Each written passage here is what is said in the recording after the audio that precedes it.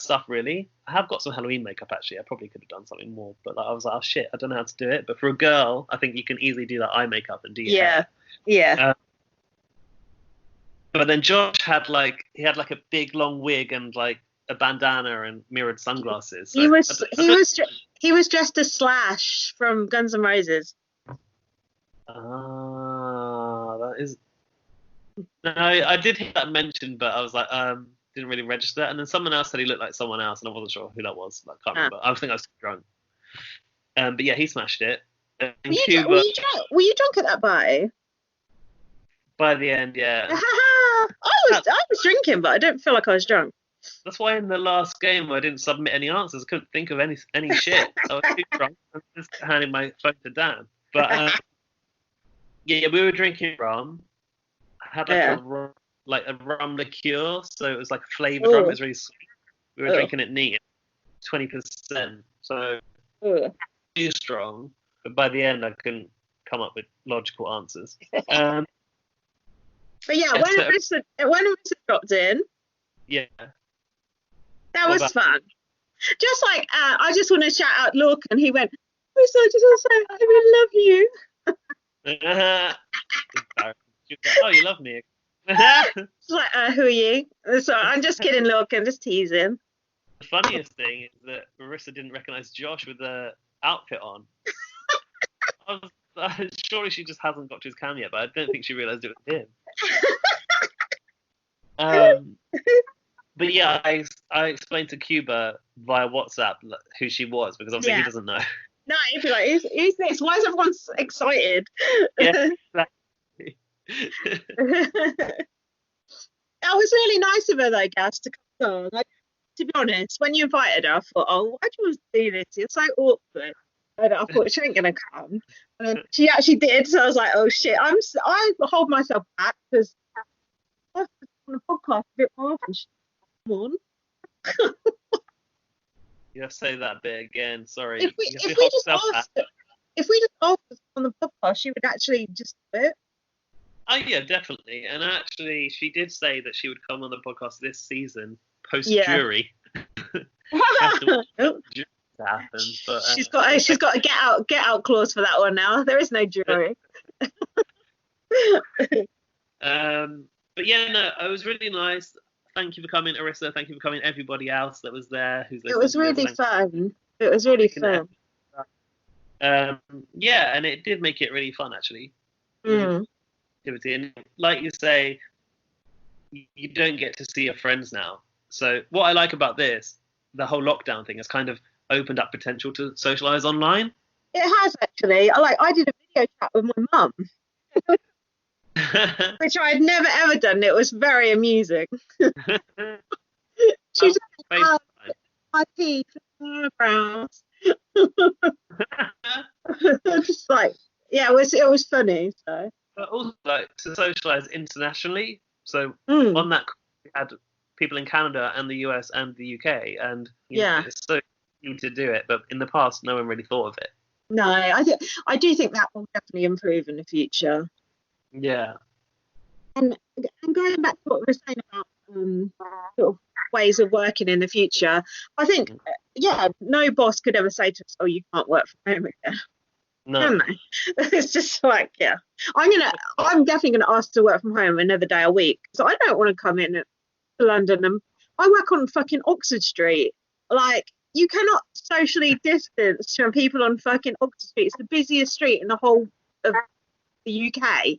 So I'm just scared about like touching like the escalator things and the poles on the tube and all that.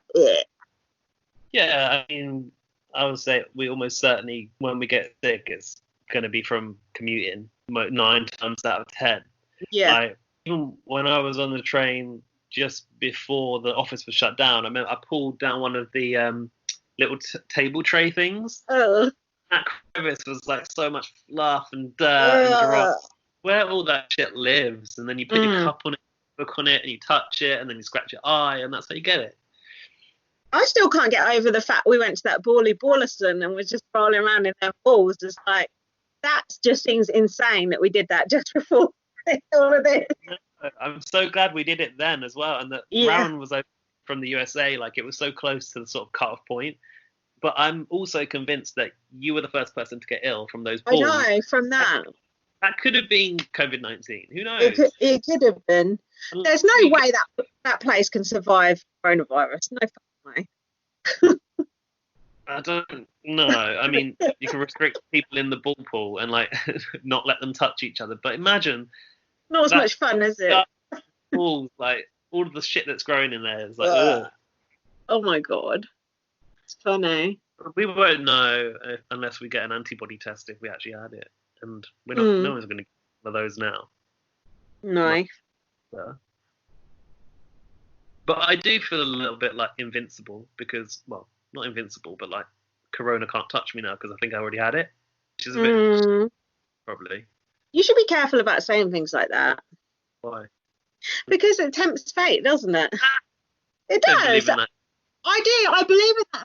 Actually, I feel quite smug about being in a relationship. I'm not saying you, but I've done that before where I've been very, very smug in a relationship and feeling very, very pleased with myself and like, yeah, I've got this sussed, and then it all just falling to pieces. So I'm never complacent like that these days. I'm grateful for every second I get. You know what I mean?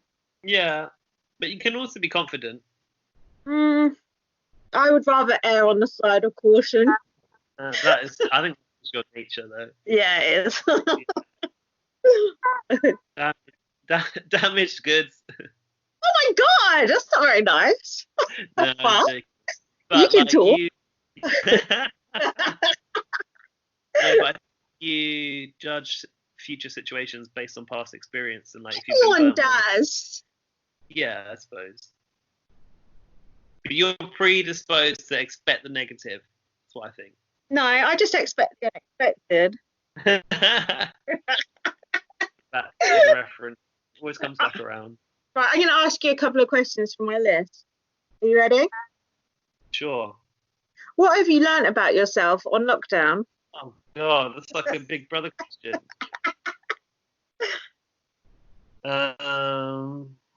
Do you know what you've learned about yourself? Have you got something No.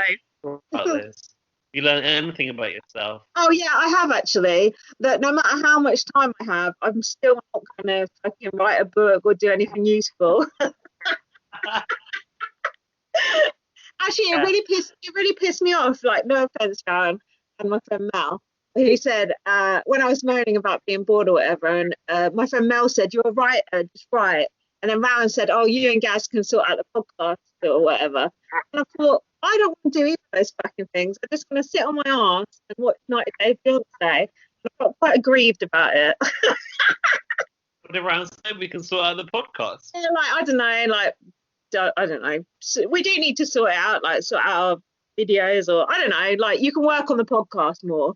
If we do talk about doing, which we haven't done. I just realised no matter how much time you got, your natural disposition to do stuff is, if you were a fucking lottery winner, you still wouldn't fucking write a book. You'd do fuck all. Yeah. That's what I've learned. No, I second that because I had full intentions to like list so many things on eBay because I've got all boxes of stuff that I don't need. And has a single thing gone on eBay yet? No. No. But don't you think it's quite hard to motivate yourself? Like, there's nothing, like, you don't really need that money at the moment unless, you're not going out, you're not spending money like that, you're not buying clothes. So it's like, oh, well, what's the point? And I just feel, that's how I feel all the time. Like, what the fuck is the point in anything? Like, I just feel like, ugh, meh. I don't think I feel like what's the point in anything. I feel like this has basically just been like an extended weekend. It's just like one massive weekend. And I love a long weekend. I already know that I can do very little with my time. So it's not like new information. But actually, I don't know if lockdown, not necessarily lockdowns taught me this, but in the past, since having my new job, I've realised like I can be on time. Like I was very bad at being on time for anything before, even work. Like I'll be always late and like. When did you realise you can be on time?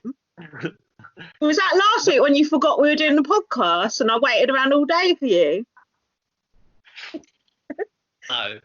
No, it wasn't, was it? Made me realise I can also be absolutely awful as a friend as well. You're not that bad. No, I just felt terrible about that because Did you? No, I actually did. And Did Dan you? Dan had to like talk me down because I was Really? like so upset about how I've made you feel. Oh, But he was I never, like, well, I never put that out of your mouth in my life. Carry on. yeah, Dan was like, but will Lindsay get over it? And I was like, yeah, I suppose so. But like he was trying to be like, it's not as much of a big deal. But I was like really, really upset because I was like, how can you just forget that you were going to do that? And she was waiting for you. And also because you thought that my nan had died.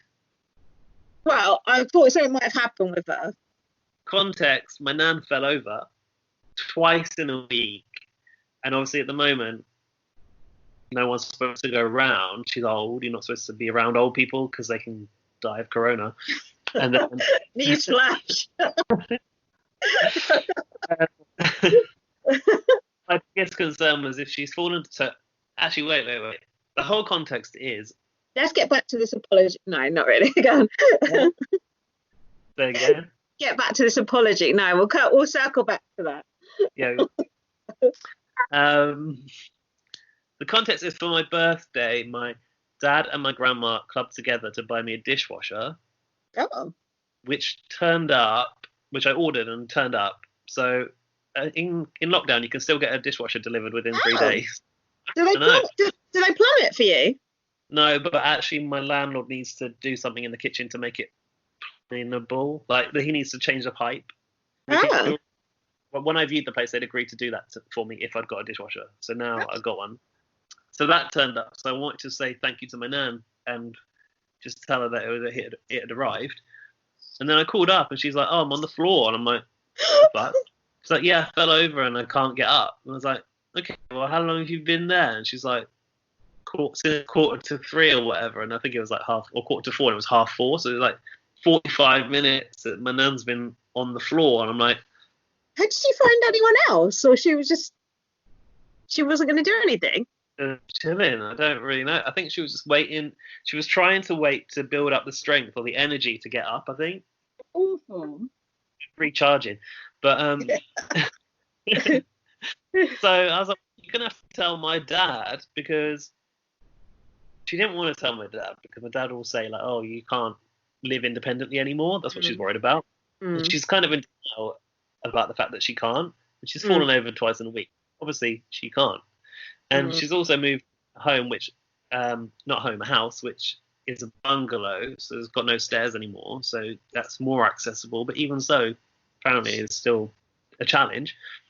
But my concern was that she might end up in hospital, and then if you go into hospital, you could very easily contract corona, and that could probably out, especially if you ever hear my nan breathing down the phone, like that's not good. So he gets pneumonia, it's game over. But but then she did say to me a few weeks ago she thinks she'd be better off dead. So it's nice when old people say that, isn't it? Horrible. It's long enough. Yeah. All my friends are dead. It's like, oh fucking hell. I think she just struggles because like she's quite immobile, she's got hip problems, she's got diabetes, she's overweight. To be honest, you're the only person I can think of I know that still has their nan alive. Really? Yeah, everyone mine died about 15 odd years ago. Well, Jack, aren't his grandparents alive? No, I don't think so. Oh. Weird. My nan's... No, they're not, no. I think my nan's 84. A few years, depending on her health. Yeah. Well, her health's not great, so I don't know, but... But you should appreciate her while she's around. I should, but also I feel like lockdown is making her more needy. Right. Because she has like a cleaner that usually comes in. That can't happen now. And she has moved might drop in, and now she has no one, and obviously she knows that I'm free all the time as well. So she kind of hounds you a little